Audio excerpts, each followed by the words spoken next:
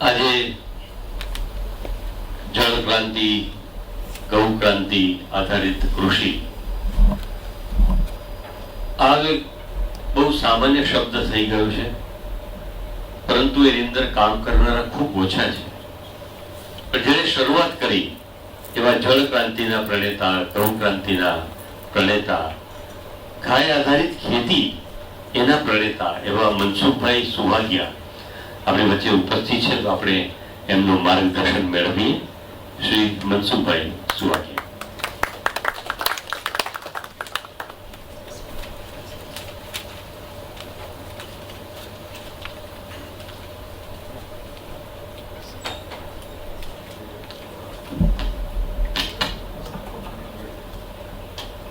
આજના કચ્છ જલધારા સંઘ દ્વારા આયોજિત કાર્યક્રમમાં દીપકભાઈ વોરા સાહેબ, વિજય સાહેબ, અમારા 25 વર્ષ જૂના મિત્ર કેશુભાઈ ઠાકરાણી અને આપ સૌ ભાઈઓ, જળ સંકટ એ કચ્છની સમસ્યા છે. અને એટલે જ આપણું વાગડનું એક ગીત બન્યું હતું ને કે દાદા હો દીકરી વાગડમાં ના દેશો રે સહી. એનું મૂળ છે ને જળ સંકટ, કે એટલો કૂવો ઊંડો છે કે પાણીના બેડાનું વજન થાય ને એટલું સિંચણિયાનું થાય. એટલે દાદા તમે મને બધે ગમે યા દેજો પણ મને વાગડમાં ના પરિણામ. આ વાતને આજે આપણે તો સમજવાની છે, દુનિયાએ સમજવાની કે ઈ અંદરની એક વેદના, સંવેદના છે કે જો પાણીનું સંકટ હોય તો એક સ્ત્રીનું જીવન કેટલું દોયલું હોય છે. હે કે ઉગ્યો ને આથમિયો કુવા કાઠડે રહેલો, કે મારો 5 વાગે ઉઠું છું, 4 વાગે ઉઠું છું અને બેડું ભરવા જાઉં છું. મારો દી કુવાને કાંઠે ઉગે છે અને મારો દી પણ કુવાને કાંઠે આથમે છે. એક સ્ત્રીનું જીવન એક પરિવારને પીવાનું પાણી પૂરું પાડવા માટે સંપૂર્ણ વ્યતીત થઈ જાય છે. જેને પોતાનું જીવન સર્વાંગી રીતે જીવવાનો અવસર નથી. આ વાતને આપણે છે ને ઊંડાણથી સમજીએ.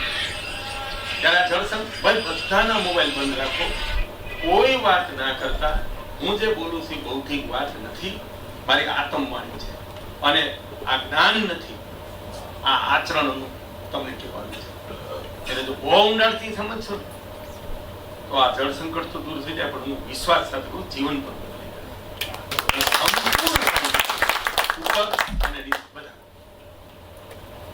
ત્યારે જળ સંકટ કચ્છની તો સમસ્યા છે, એ ગુજરાતની, ભારતની વૈશ્વિક સમસ્યા છે. અમે 1999 માં ભારતમાં સૌ પહેલા પ્રારંભ કર્યો છે. ઇતિહાસ કહીશ, પણ આટલું કામ કર્યા પછી દીપકભાઈ આપણે સમજવાનું છે કે જે બોર અમે ચાલુ કર્યું કામ 1999 માં 2000 માં, ત્યારે જે બોર થતા હતા ને કચ્છમાં, સૌરાષ્ટ્રમાં, ઉત્તર ગુજરાતમાં, રાજસ્થાનમાં, એની ઊંડાઈ 200 થી લઈ અને 700-800 ફૂટ. અને અત્યારે જે બોર થાય છે ને એ 700 થી શરૂ થાય છે અને 2000 ફૂટ ઊંડા બોર થાય છે. આ આપણે સમજવાનું. આપણે કામ કર્યું છે અને છતાંય બોરની ઊંડાઈ વધે છે ને, તો આપણે જળ સંકટ, પાણી રોક્યા પછી જળ સંકટ તરફ ધકેલાતા થઈએ છીએ. અને એનું કારણ એ છે કે જેટલું પાણી રોક્યું ને એના કરતા સામે વપરાશ વધી ગયો. એક ખેડૂત 10 વીઘાનું પિયત કરતો હતો, એ હવે બધી જમીનમાં પિયત કરતો થઈ ગયો. એક ઘરમાં જે પાણી 2000 ની સાલ પહેલા વપરાતું હતું, એ જ પરિવારમાં એટલા જ સભ્યોમાં આપણે પાણી વાપરવાની માત્રા 2 થી 3 ગણી કરી નાખી. અમે નાના હતા તો અઠવાડિયે નાતા હતા, અઠવાડિયામાંથી 4 દી આવ્યા, 4 દીમાંથી 2 દી આવ્યા, 2 દીમાંથી 1 દી આવ્યા. અને અમુક લોકો 2 વખત નાઈ છે, હું નથી ના પાણી બચત માટે. હું એટલી જ ના કે સવારે નાયો છું અને આખો દી તગારા ઉપાડી બહુ શ્રમદાન કર્યું છે, અથવા બહુ મુસાફરી કરીને 5 ગામની મુસાફરી કરી કે ઓછામાં તો 2-3 લીટર તો પરસેવો બહાર કાઢી નાખ્યો. તો એમ કે હવે આ શરીરને કપડા કાઢીને મૂકવાનું તો ઊભા રહી જાય એમ. એટલા કડક થઈ ગયો બરોબર. એટલે પછી ના પડે કે તો હવે નહીં. હું ઘરે બેઠા બેઠા ખરેખર કહું કે જળ નિષ્ઠાથી હું 2 વાત નથી કે ભાઈ આપણે હાવ અમથું ના હોય કે ફેશનમાં 100 બાજીમાં એમને જરૂર છે તો ના હોય. એટલે આપણે જળ સંકટ તરફ ધકેલા હતા. મારું ગામ ધરતીનું સ્વર્ગ હતું પાણીની હિસાબે, જુનાગઢથી 15 કિલોમીટર નીચે. અને ઈ ગામમાં બોલો અમારે પીવાનું પાણી ના આવે. અને ઈ જે ઘાવ હે ઘરે ઘરેથી ગાયો છૂટી, બળદો પછાત થઈ ગયા, અને ખેતી આમ હરિયાળા હરિયાળા ખેતરો હતા. અને મારી બાને એવું કહેતું, મારા માતુશ્રીને, કે આપણા ખેતરમાં 3 કુવા થયા, પછી એકમાંથી બીજા 2 નવા કર્યા. અમે કીધું મારા મોટા બાપાએ કીધું, અઢીની લાઈનનો ધોધ આવતા અને એને આપણે ખેતી કરતા. આ વાત છે 1995. અને હવે આપણે હાંડામાં ઓલું માટલામાં અને કેરબામ પાણી લઈ અને ભરી ઘેરેથી ખેતી કરવા જઈએ. આ ખેતી ટકશે? આ પ્રશ્ન મને 1995 માં આવ્યો. અને 96 માં મેં મારા ખર્ચે, હું સરકારી નોકરી કરતો હતો, 4000 પગાર હતો, અને એક વેણ જાતું હતું, ઈ તોડાવી અને ઈ ખાયણી પાછી એવા લોકોની હતી કે એટ્રોસિટી કરે હાને, અને ગામ કે અમે કઈ કરી શકીએ એમ નથી. તો મારી હિંમત બહુ હતી નોકરી હતો તો હું લાવો હું નાખી દઉં. અને મેં 4700 રૂપિયા ખર્ચી અને પહેલું 1996 માં એક ઠાણીમાં પાણી ભર્યું અને 50 બોર ને કુવા જીવન થયા. એમાંથી એક આઈડિયા આવ્યો. પછી નાનપણમાં કુદરતી સમજણથી 300 પુસ્તક ખરીદાતા અને 300 પુસ્તક મેં 25 વર્ષ સુધી વાંચી નાખેલા. દેશ, પ્રકૃતિ, સંસ્કૃતિના, અધ્યાત્મના બધા. અને એમાંથી અને પછી ગુલામીનો ઇતિહાસ વાંચ્યો, એ ઉઘડી ઉઠો અને એક જ લીટી કાઢી લીધી આખા ઇતિહાસમાં, કે પ્રશ્નને મૂળમાંથી ઉખેડી નાખો, નહીંતર પ્રશ્ન આપણને, આપણા ઉદ્યોગને, ગામને, પ્રદેશને, સંસ્કૃતિને, દેશને, ધર્મને ઉખેડી નાખે. અને આપણે અફઘાનિસ્તાનમાં ઉખડી ગયા, આપણે પાકિસ્તાનમાં ઉખડી ગયા. બરાબર? જો ભારત આ સૂત્રને અપનાવશે ને, મને હોય જો એટલે આજ દુનિયામાં સાચું એવું નથી, પણ એ સૂત્ર છે ને એ દેશનો પ્રાણ બની શકે છે. સંસ્કૃતિનો કે જળ સંકટ હોય કે આતંકવાદ હોય, એને મૂળમાંથી ઉખેડી નાખો. એક નાગરિક સંકલ્પ લે અને ટોચની ગાદીએ બેઠેલો માણસ સંકલ્પ લે કે નહીં, અમે કાયમને માટે છે ને આની માટે ગોફણિયા નથી કરવા. ઓલા વળી આપણને 2-5 ને મારે 2 ગોફણિયા મારી કે હવે ભાગી કે ઓલા 15 દી પાછા. પણ ઈ તો 1000 વર્ષે આતંકવાદ ભારતમાં હોવો જ નથી. આ મારી માનસિક કે 1000 વર્ષ પછી પણ. અને આ સૂત્રના આધારે મને અંદરથી વિચારે કે એક ગામમાં 1997 માં જાન્યુઆરીમાં વિચારે કે એક ગામમાં 5 થી 50 હેક્ટર બનાવવા પડે અને 2 થી 3 તળાવ બનાવવા પડે, ખરાબા હોય ત્યાં. તેથી વાસ્તવિકતા એ છે કે આ દેશના ધારાસભ્યથી નહીં અને રાષ્ટ્રપતિના ગામમાં પણ એક ગામમાં 2 કે 3 હેક્ટર બનાવતા આ તેદીની વાત છે. અને તેદી એક 35 વર્ષનો 33 વર્ષનો યુવાન વિચારે કે એક ગામમાં 50 હેક્ટર હોવા દે. અને હું અન્ય લોકોની જેમ પ્રચાર કરતો, ઇતિહાસ વાંચેલો, ખેડૂતનો દીકરો, મહેનત કરનારો માણસ ને જ્ઞાનનો પ્રચાર છે ને એ ગામથી લઈ અને જગતની બહુ મોટી સેવા છે. જે ઋષિઓએ કરતા ગયા, વિવેકાનંદે કરતા ગયા, ઘણા જ્ઞાનનો પ્રચાર થયો અને એમાંથી બહુ જાગૃતિ આવી. પણ એથી 10 ગણું જો પરિણામ જોતું હોય ને તો સીધું આચરણ કરી નાખી. અને એના માટે મેં શું કીધું કે હું બોલો મેં પ્રચાર કર્યો જ નહીં. આ 97 માં જ્યાં જ્યાં કિસાન સંઘની સભા થઈ સુરત સુધી, તો મેં કીધું હવે ચેકડેમ તળાવ બનાવવો પડશે, હવે ચેકડેમ તળાવ બનાવવો પડશે. અને 98 માં સીધો જ પ્રારંભ કર્યો.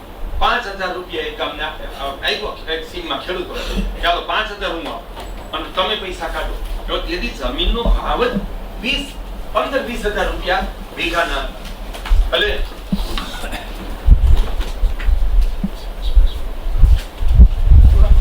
પછી એક ગામમાં આ સિદ્ધાંતને વળી કે પ્રશ્ન મૂળમાંથી ઉખેડી નાખો, 11 ચેકડેમનો સંકલ્પ લેવો.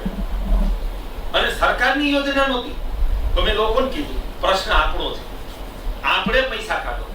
અને એ બોયલો નહીં, પેલા 11,000 મેં મૂક્યા તો ગામ ચપકી જ થઈ ગયું. હું જુનાગઢ જિલ્લાનું, ગામ અમરેલી જિલ્લાનું છું. કે મનસુખભાઈ ને એને ગામથી પાછા કે આને કઈ લેવા દેવા નહીં, કે આપણા ગામના નથી, અહીં ખેતી નથી, એને કઈ પાણી પીવા આવું નથી. એ 11,000 રૂપિયા આપણે આપવું જોઈએ.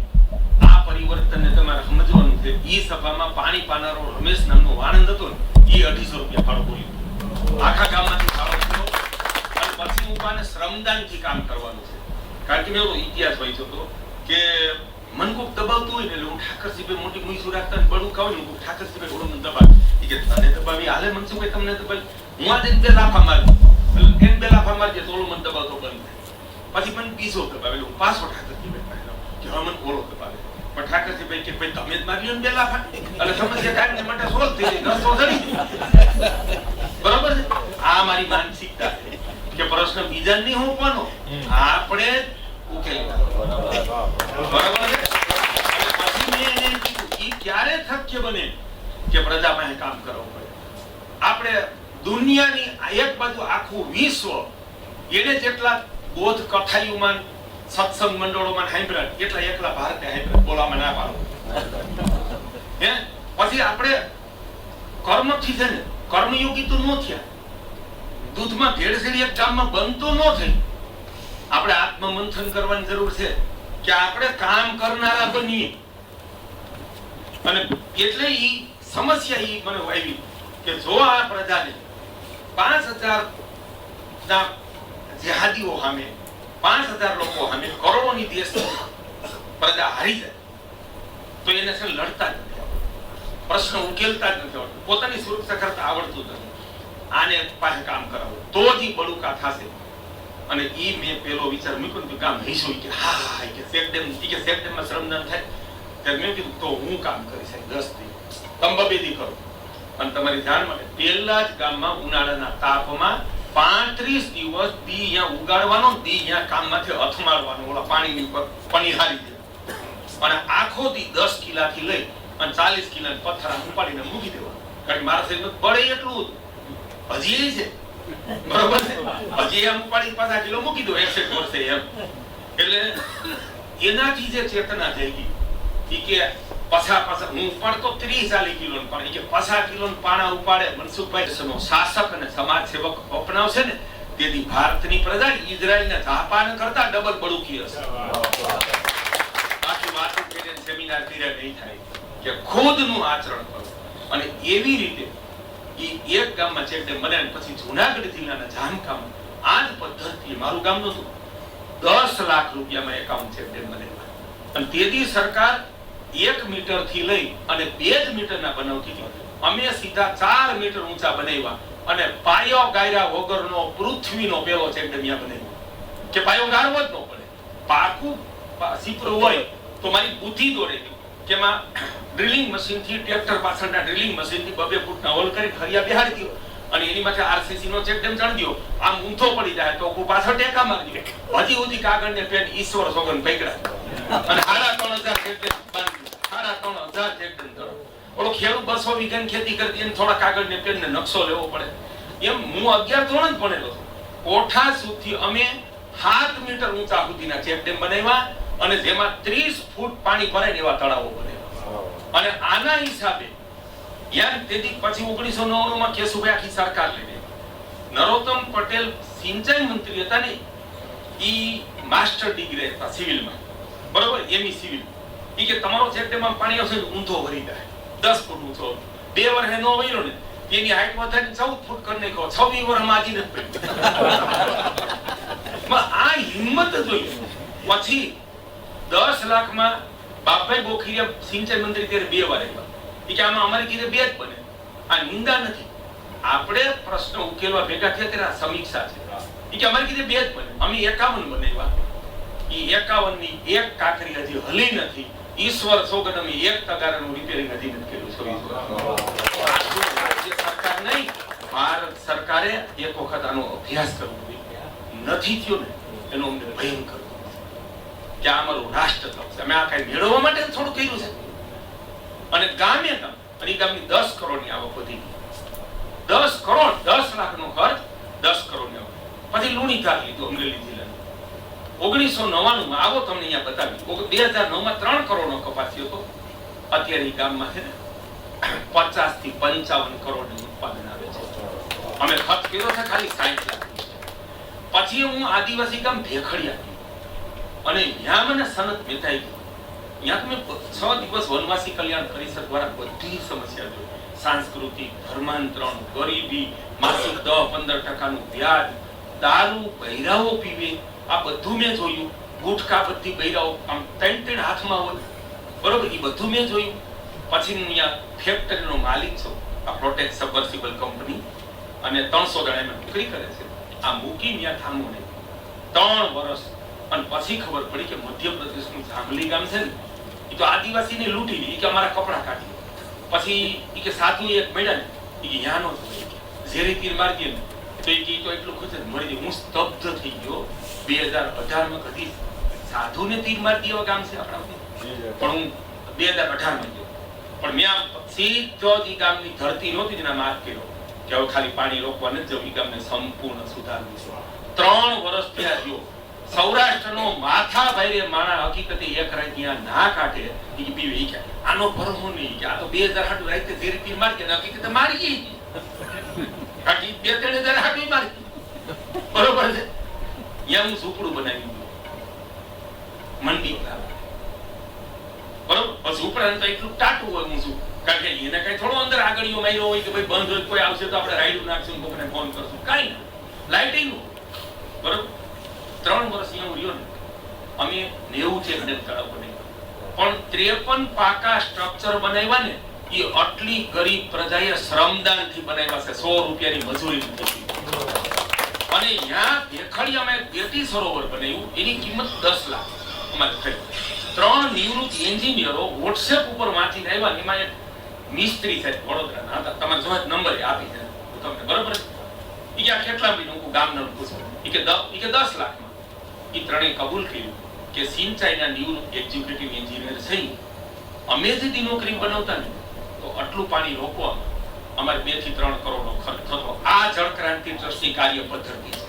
તો આટલા લો કોસ્ટમાં પછી ઈ 2 ગામની આવક છે ને 5 ગણી આટલા ગરીબ ગામની. ઈથી આગળ હું અહીંયા ગયો ને તો 2 ગામ સંપૂર્ણ તમાકુ મુક્ત, દારૂ મુક્ત, પક્ષી મારીને ખાઈ જતા હતા. એ સામે જ કહેતા, રતન ભગત કહેતો આ ફલાણું. એ કે અમે જાતા ને તો ઓલાને મારા ફાસલો મૂકે, બીજી દી ફસાઈ ગઈ કે કાઢી ન્યાન્યા શેકી કે ખાઈ ગઈ કે મારી નજર સામે ન્યાન્યા સીમ. ઈ 2 આદિવાસી ગામ સંપૂર્ણ શાકાહારી બન્યા અને પરમ સનાતની પરમ રાષ્ટ્રભક્તને 3 સૂત્ર આપ્યા કે તમાકુ છોડો, દારૂ છોડો, માંસાહારને શિકાર છોડો અને 3 વાના અપનાવો કે સંપૂર્ણ પ્રકૃતિ, પાણી, ગાય, વૃક્ષ બધાની રક્ષા કરો, પછી રાષ્ટ્ર ધર્મનું પાલન કરો અને પરમ સનાતની બનો. આનો આખા ભારતના આરએસએસ અભ્યાસ કરવાનો કે આપણી પાસે 1 લાખ આદિવાસી ગામ છે. કેવી આપણી દશા ડાંગથી લઈ અને મણિપુરમાં છે, એને ઉકેલવી છે ને તો ખાલી બંદૂકની અણીએ નહીં ઉકેલવી. એના માટે આવા પાયાના કામ કરી અને ઈ પ્રજાને જ બદલીને આપણી બનાવી દેવી પડશે કે ઈ જ રાષ્ટ્રનો રક્ષક બની જાય, ઈ જ સંસ્કૃતિનો રક્ષક બની જાય. એટલે પાણીની સમસ્યા તો ઉકેલી છે. અને જેથી પેલા પાણી રોકતા હતા ને જામકામાં પહેલે જ વર્ષે 100 ગામમાં પાણી ગયું 1999-2000 અને અમને લખીને સરકારે બાપભાઈ પોખરીએ કે આ સરદાર પટેલ સહભાગી જળ સંચય યોજના તમારી પ્રેરણા છે, આ તમારા કામની પ્રેરણા. તેથી અમે 1000 રૂપિયામાં 1 હેક્ટર જમીનને સિંચાઈવાળી કરી છે અને આજની તારીખે અમે 20000 માં ખરીદી. કારણ કે મોંઘવારી વધી ગઈ, સિમેન્ટની, મજૂરીની, લોખંડની બધી વધી ગઈ, પથ્થરની, કાકરની. તેથી તો રેતી પથ્થર લગભગ મફતના ભાવમાં હતા. કુવાના ગાળમાંથી પાકા પથ્થર લઈ આવતા હતા ફ્રી ઓફ, ખાલી ટ્રેક્ટર, ગામના ટ્રેક્ટર સેવા આપે. અને રેતી તો બધે મફત હતી. હવે ક્યાંય અમને આદિવાસી ગામમાં રેતી મફત નથી મળતી, બરોબર છે. પણ આજની તારીખે એટલે અમારા કામને 5 રીતે અમારે પહેલામાં પહેલું આત્મજાગૃતિ. આ સમસ્યાનો ઉપાય એકલી સરકાર નથી, એકલી આવી સંસ્થાઓ જળક્રાંતિ ટ્રસ્ટ હોય કે આ જલધારા સમિતિ હોય નથી. એક વ્યક્તિની આત્મજાગૃતિ, પછી સંગઠન. કે ગામમાં કોઈ ધનપતિનું 250 વીઘા જમીનના માલિકનો પ્રશ્ન નથી, ઈ ગામના કારીગરનો, મજૂરનો, માલધારીનો આ પ્રશ્ન છે. એટલે પેલી આત્મજાગૃતિ, પછી ગ્રામ સંગઠન, ત્રીજું યોગ્ય સાઇટ સિલેક્શન. અમને કાળજુ ફાટી જાય, તમે આવો ચોટીલામાં અમે કામ કર્યું, 1 ટીપું પાણી ના રોકાય ને ત્યાં એન્જિનિયરો તળાવ કાઢ્યા. 1 ટીપું ને તો એમ થાય કે રાષ્ટ્ર નિષ્ઠા તો નથી પણ માણસ તરીકેનું સ્વાભિમાન. કે હું 5-10 લાખ રૂપિયાના ખર્ચનું એસ્ટિમેટ બનાવું અને 1 ટીપું પાણી ના ભરે. અહીંથી પાણીનો રેસ જન્મો દીપકભાઈ તો 30 ફૂટે જેમ તેમ બાંધી દીધા છે. મિનિમમ 500 મીટર વેલ ધાવા દેવું પડે, પછી આ તો પાણીની આવક હોય. એટલી નિષ્ઠા વગરની પ્રજા છે ને દુનિયામાં ક્યાંય નથી, કે ખુદને કોઈ નિષ્ઠા જ નથી. બરોબર. અને 2000 ની સાલમાં ઈ હાલત જોઈ, 2023 ની હાલત. ઈ ચોટીલામાં અમે અત્યારે 12 તળાવ બનાવ્યા છે. એક તળાવ 2 લાખ થી લઈને 15 લાખમાં બન્યું છે. તમે એકવાર એન્જિનિયરો લઈને જોવા આવો અને ઈ એન્જિનિયરો તમને એમ કહે કે આ 2 લાખમાં બન્યું ને ઈ અમારે 25 લાખ, આ તમારે 5 લાખમાં બન્યું ને ઈ અમારે 50 થી 60 લાખ, તમારે આ 15 લાખમાં બન્યું ને અમારે મિનિમમ 1.5 થી 2 કરોડ રૂપિયા થાય, તો તમારે એ માનવાનું જળ ક્રાંતિ ટ્રસ્ટ કામ કરતી એની દિશા સાચી. આનું મૂળ છે ને ખુદની નિષ્ઠાની ઈચ્છા છે કે પાણીની સમસ્યા હલ કરવી જ છે, અને એના માટે ખુદની 100% નિષ્ઠા હોય, મહેનતની, બુદ્ધિની, લાગણીની, પ્રાણ સહિતની હોય, અને પછી યોગ્ય સાઇટ સિલેક્શન કે એવી જગ્યાએ કામ કરો ખર્ચ ઓછો થાય, વધુ પાણી ભરાય અને લાંબો સમય આપણું પાકું કે માટીનું સ્ટ્રક્ચર ઊભું રહે. બરોબર છે. આ 3 વસ્તુ પછી ખુદ હું યોગદાન આપવા તૈયાર છું. સરકાર આપણને મદદ કરે છે. પ્રશ્ન આપણો છે, દુનિયાનો કોઈ દેશ એકલી સરકારથી પ્રતિ વર્ષ મહાસત્તા કે સર્વોપરી રાષ્ટ્ર બની ના શકે. શાસકો પણ ભૂલ થાય છે કે અમે આમ કરી દેવું, અમે તેમ. હા બરાબર, એની ફરજ છે. એક ચક્ર મેં વર્ષોનો સાર કર્યો. 50% રોલ પ્રશાસનનો હોય છે, એમાં બૌદ્ધિક વર્ગે ભેગો આવે, અને 50% પ્રજાનો હોય છે.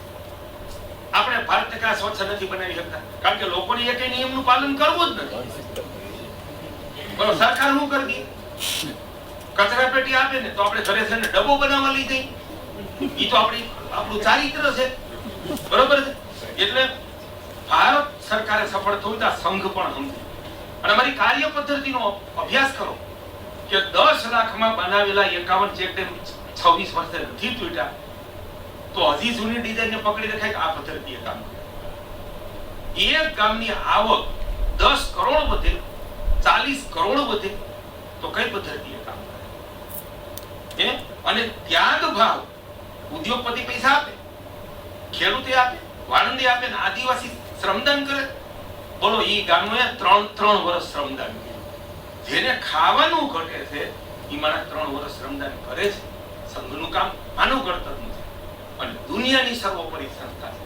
પણ આ કાર્ય પદ્ધતિને એકવાર અભ્યાસ કે માણસને કેમ બેઠો કરી શકાય. બરાબર.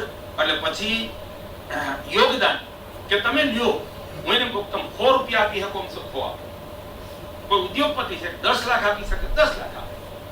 અને પોતાનાપણાની ભાવ, પોતાનું કામ, પોતાનો પ્રશ્ન, પોતા માટે હું કરીશ જળ સંકટ નિવારણ અને મારો દેશ, આ ભાવના અંદર ઉભી કથાવી દઈ. આ અમે જામકાથી મધ્યપ્રદેશના જામલી સુધી કરી, અને આ થયું. અને પછી શ્રમદાન. આ તમારી સામે ઉભેલી વ્યક્તિએ લોકોને શ્રમદાનની પ્રેરણા આપવાનું ખોટા નથી પડ્યા. બરોબર કે ભાઈ આપણે 5-10 ટકા નાખો, ખોટા પાડી, અને પછી ચોપડીમાં છાપી નાખો, ને બીજે દિવસે છાપો, અને સવારમાં છે ને સામાન રાહ જોઈ બેઠા હોય કે સફાઈ તો બરોબર છે. પોતાનું ચારિત્ર નથી, આચરણ નથી, પ્રજા થોડી બેઠી થવાની છે.